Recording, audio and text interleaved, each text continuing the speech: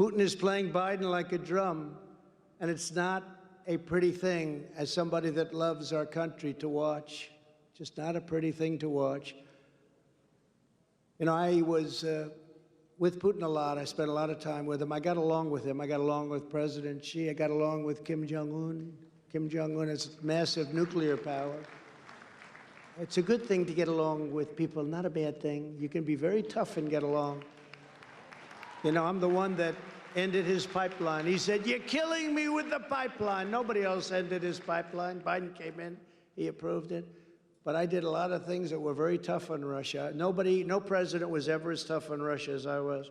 And I'd come in, the fake news would say, "Trump loves Russia, he loves Russia." Then we had the Russia hoax, which is now with Durham and Mueller and all the rest, just a total hoax. It was a made-up, fictional story. But with respect to what's going on now, it would have been so easy for me to stop this travesty from happening. He understood me, and he understood that I didn't play games. This would not have happened. Someday I'll tell you exactly what we talked about. But we talked about it. And he did have an affinity, there's no question about it, for Ukraine. I said, never let it happen. You better not let it happen.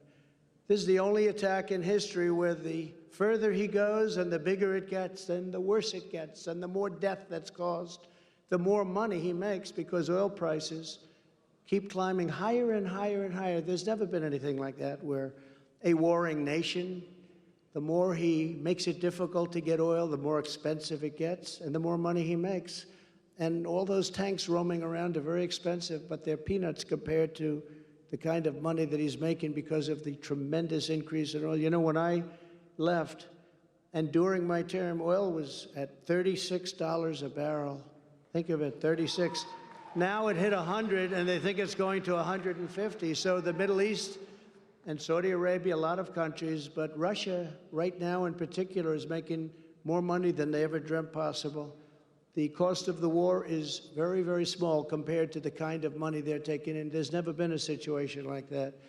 It's horrible to watch. It's horrible because it's a disincentive for him to disengage. Remember, Joe and Hunter Biden got $3.5 million from the mayor of Moscow's wife and were never allowed to explain in the debate. Remember we had the debate? And I said, hey, what'd you do with the $3.5 million that you got from the mayor of Moscow's wife? And Chris Wallace, who I assume was now fired from Fox, which is good.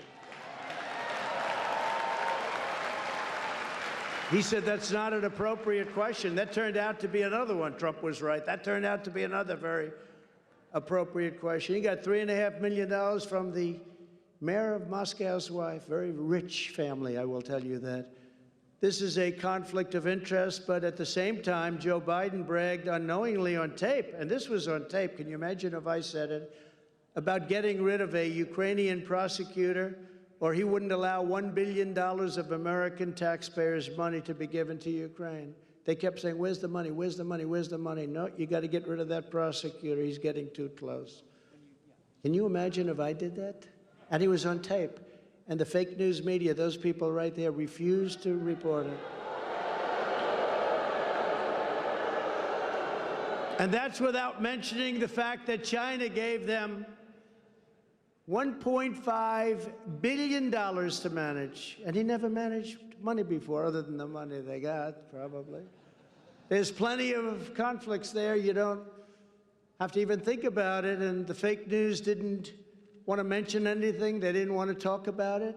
It was bad for the election. It was bad for our country in their mind, but they probably knew talking about it would have been good. We can never really bring our country back unless we get an honest media